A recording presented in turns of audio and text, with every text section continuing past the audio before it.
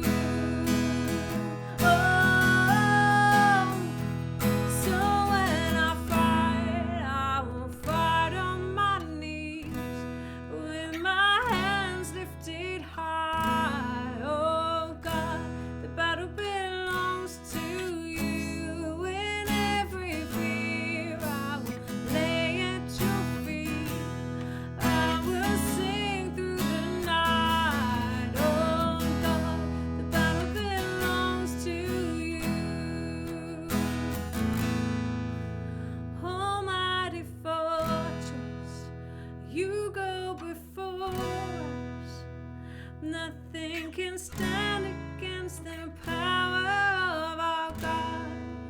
You shine in the shadows.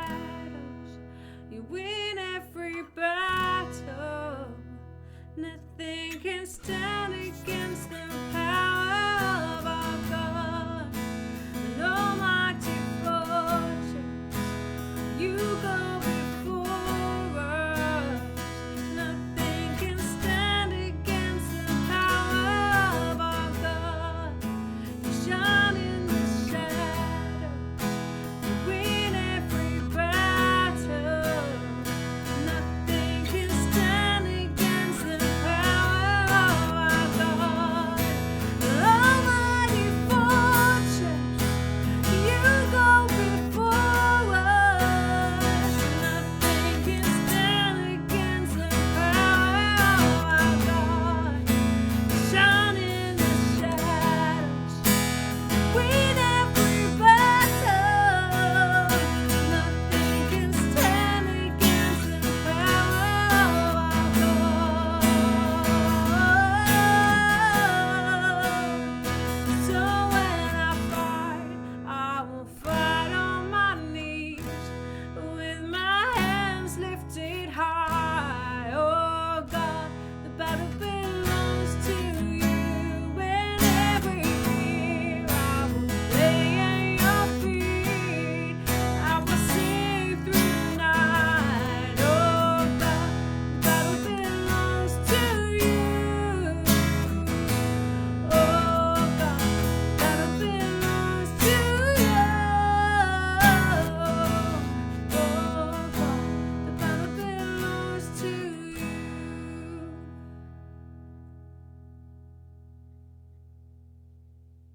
Well, I think it's an innate part of who we are. It's what we're created to do. But it can so often get crowded out by life's worries and concerns. So yeah, but I don't like to think of it as something that, like, in some ways we start and stop doing. Like, you know, oh, I'm singing a church song, so now I'm starting worshipping, and then the song's finished, so I'm stopping worshipping. Because actually I think that all of our life is designed to be worship. Yeah, when we kind of make God our motive for everything we do, and like involve him in everything we do, and remember him, acknowledge him in everything we do, that is worship. So that's one, like, kind of one answer. And then I guess the other side of it is that when I do stop and like quiet my mind and acknowledge God and worship God in whatever way that might be,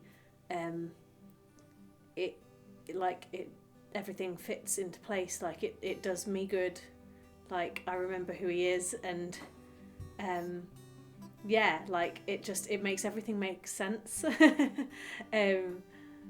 Yeah, and takes me from a place of, like, I suppose, chaos and trying to like handle everything myself to like a deeper sense of peace and connection with God. So yeah.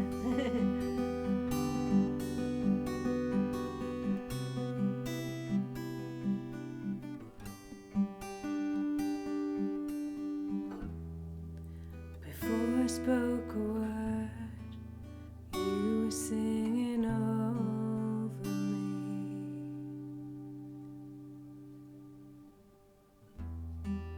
You've been so good to me.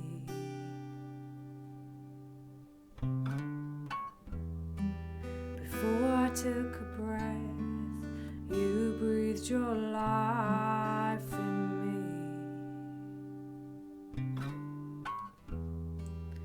You've been so kind to me. Oh, the overwhelming, never-ending, reckless love of God. Oh, it chases me down, fights till I'm found, leaves the 99. I couldn't earn it, I don't deserve it, still you give yourself away. Oh, the overwhelming, never-ending, reckless love of God. Yeah.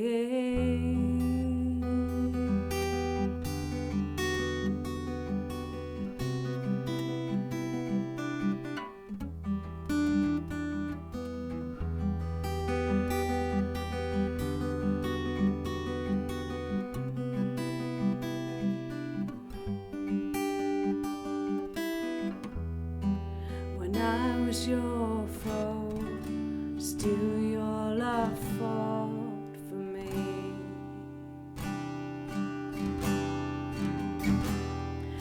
You've been so, so good to me.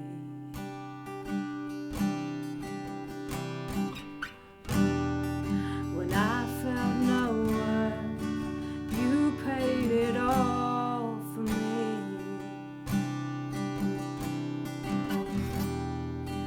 You've been so, so kind to me. Oh, the overwhelming, never-ending, reckless love of God. Oh, it chases me down, fights till I'm found, leaves the 99. I couldn't earn it, I don't deserve it, still you give yourself away. Oh, the overwhelming, never-ending, reckless love of God.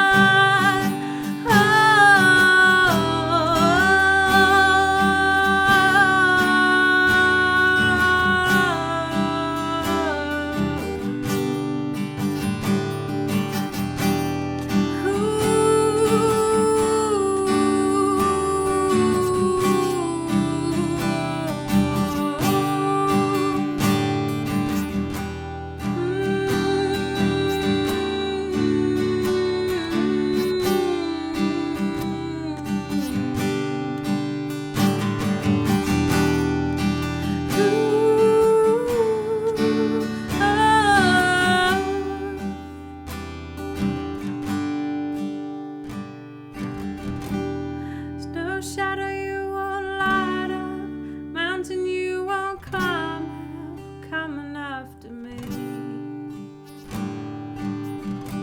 There's no wall you won't kick down, lie you won't tear down, coming after me. Oh, no shadow you won't light up, mountain you won't climb up, coming after me. No wall you won't kick down, lie you won't tear down, coming after me. Oh, no shadow you won't light up, mountain you won't climb up, coming after me.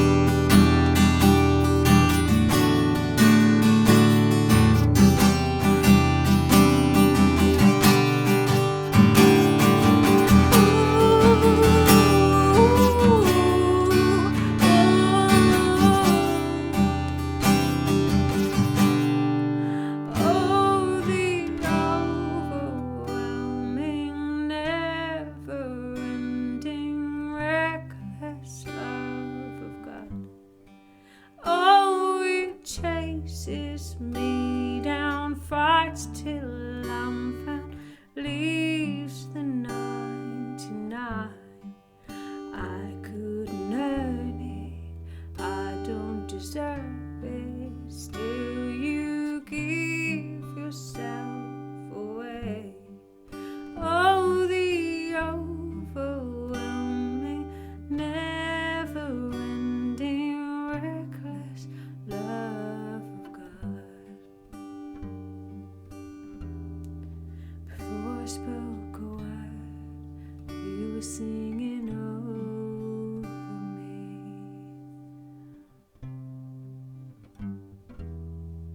You've been so, so good to me.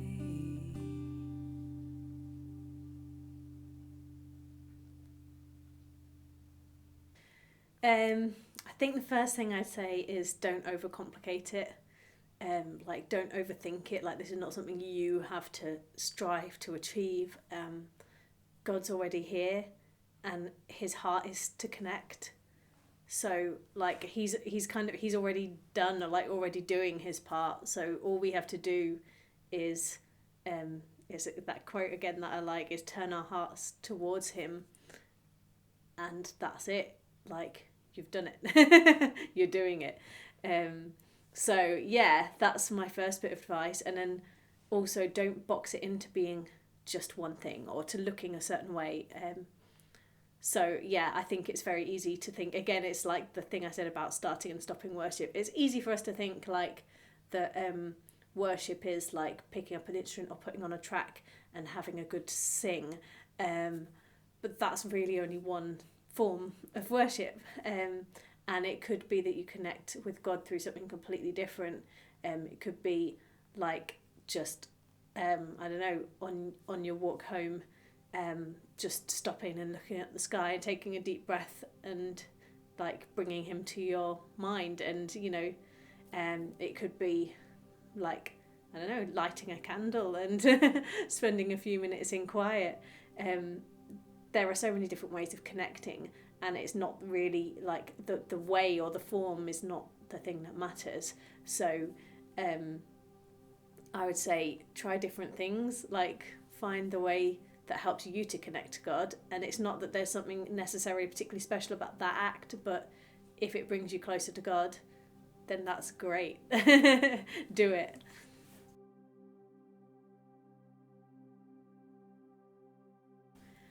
Yeah, I definitely have, and I'd say in a few different ways as well. I kind of want to, I just want to say first that I'm quite a sensitive person, and I'm a feeler.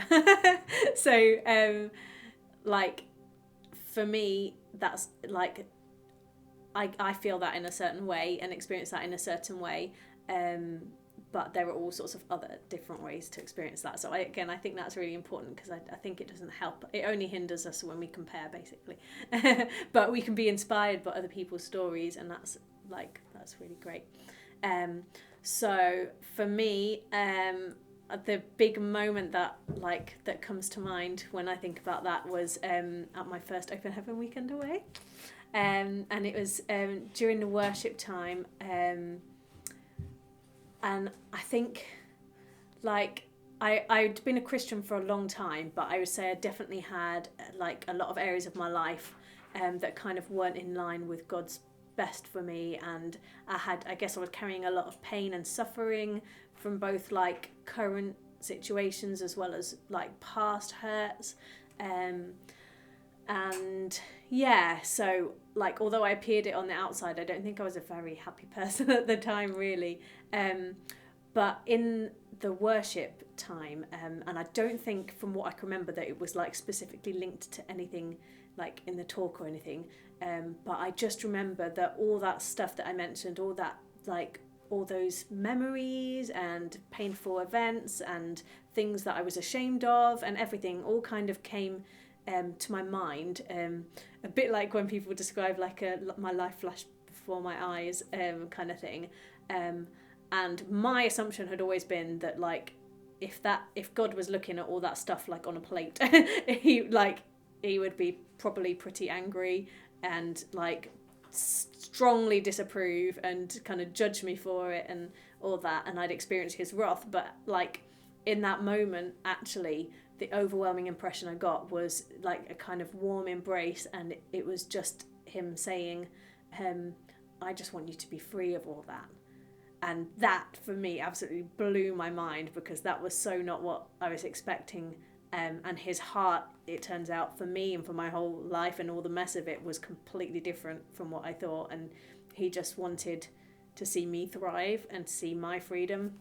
And that's what he was passionate about. And so that just unlocked masses of tears, and I just like let it all out. And it was like, but really good tears, not like kind of was painful, but in a good way, like really releasing all of that, like years and years of emotion, and in a like in the embrace of the Father. So it was a good way to let it out. All who are weary, all who are burdened, all who are one small knock away from being broken, come to the river, come lie down in green fields. There is a peace that's freely given when your soul heals. For he is gentle with the delicate. And we don't have to be so strong. He's our rest, he's our replenishment. So come and shelter from the storm.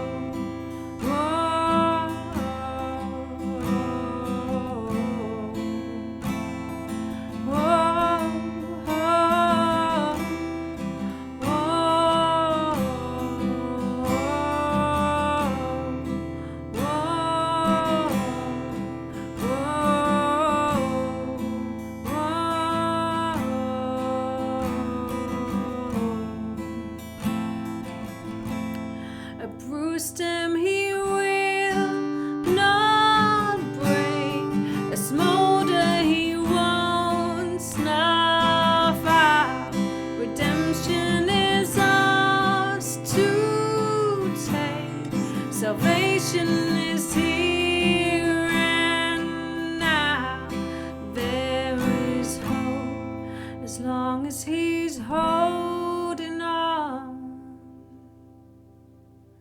and he will not let go. Oh,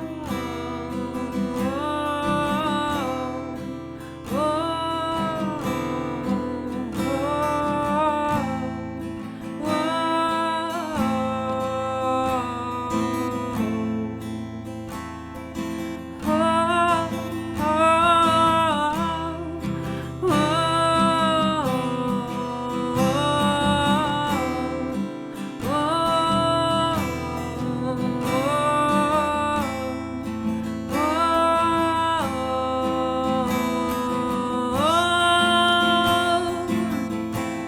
a bruised him he will not break, a smolder he won't snuff out.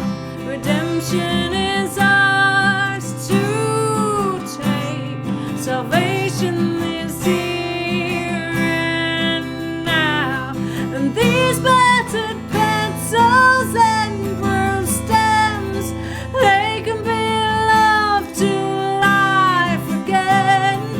These dying embers turn to flame by the touch of Elohim. There is hope as long as he's holding on,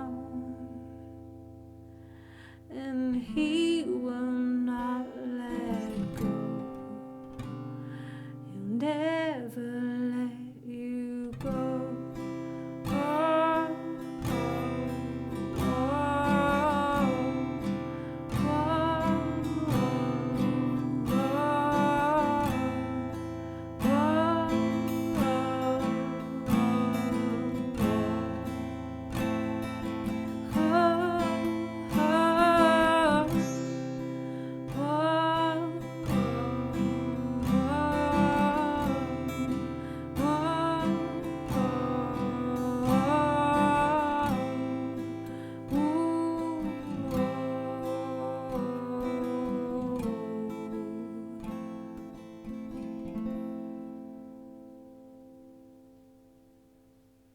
I want to encourage you, wherever you are, whatever you're doing, that God's already there. I know I said it a few times in my interview bit, but he's there, and his heart is to connect with you.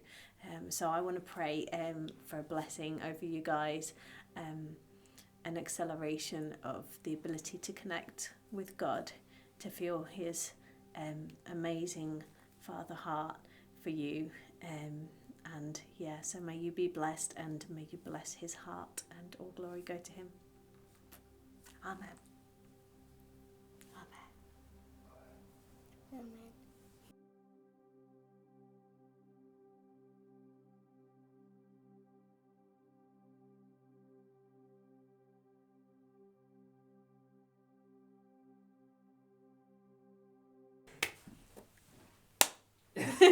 Amen.